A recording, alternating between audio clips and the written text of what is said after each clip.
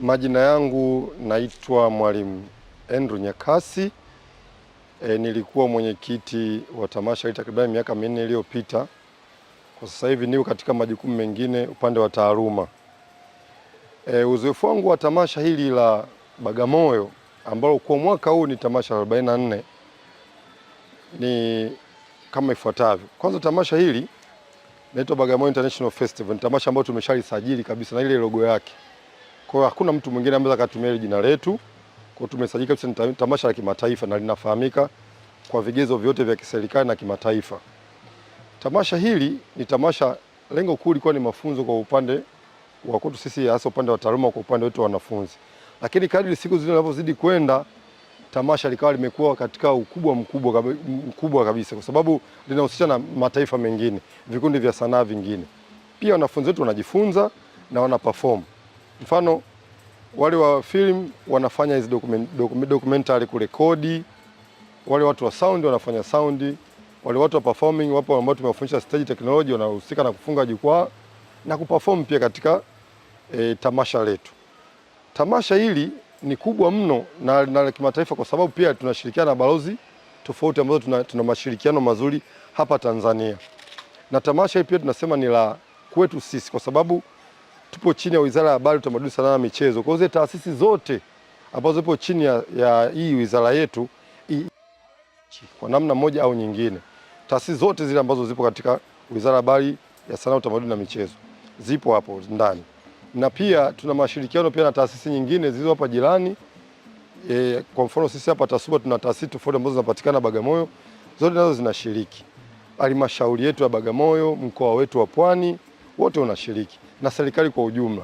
Kwa mfano nikisema serikali kwa ujumla, pale tunapofika hatua ya kilele, kabla ya kilele pia huwa tuna ufunguzi, mgeni rasmi, siku ya ufunguzi na siku ya kilele.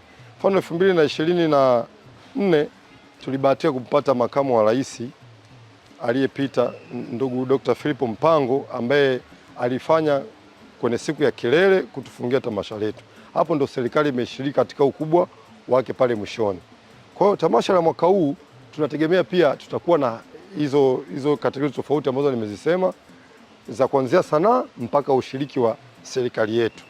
Kwa hiyo sisi hili tamasha ni international kwa sababu tunapokea vikundi mbalimbali. Mfano kwa mwaka huu tamasha hili lina ukubwa zaidi kwa sababu wasanii wengi wameomba kwa njia online. Zamani tulikuwa tunafanya kwa form, lakini mwaka huu tumeona kwamba kidigitali zaidi tutapata wasanii wengi. Kwa wasanii tumetoa zile call for artist kwa njia ya kimtandao, ambao wakipata tu ile QR code ya kiskani pale, anaingiza taarifa zake, anatuma.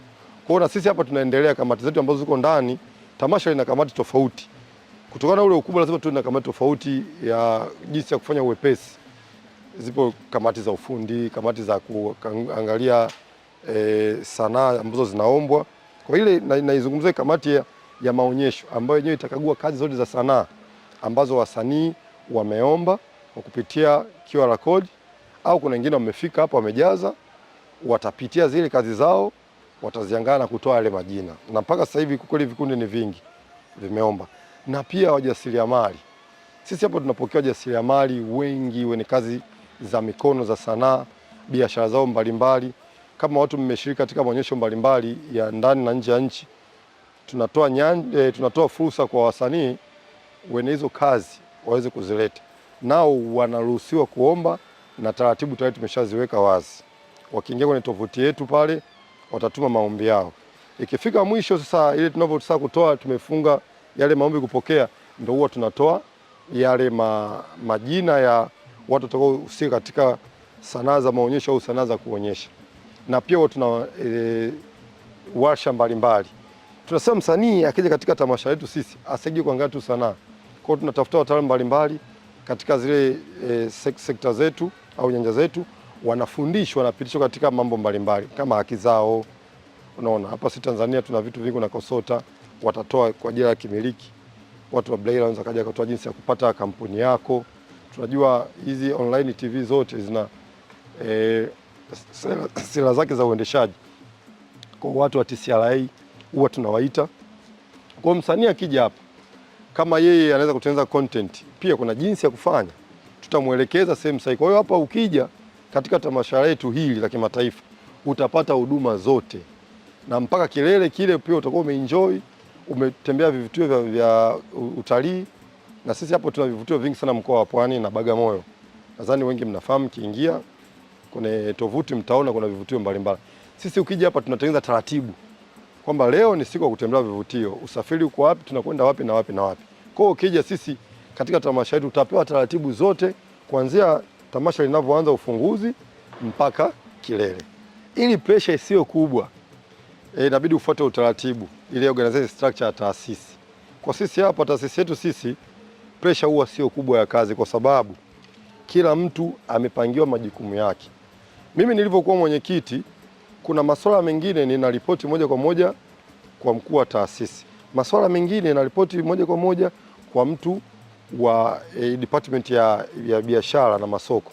Kuna jambo jingine hili linahusika na masuala ya kitaaluma, kwa mfano wale washa na semina nitamwona mtu wa taaluma. Hili swali la kifedha nitamwona kaimu mkuu wa chuo upande wa fedha. Yeye anatatua yale matatizo. Pia mimi kama mwenyekiti ninakuwa na kamati zangu ambazo ziko chini, ziko kama tofauti. Kuna kamati ya afya, kuna kamati ya maonyesho, kuna kamati ya ulinzi, kuna kamati ya ufundi, kuna kamati ya kumbukumbu na matangazo. Zote zinafanya kazi kwa utaratibu wake.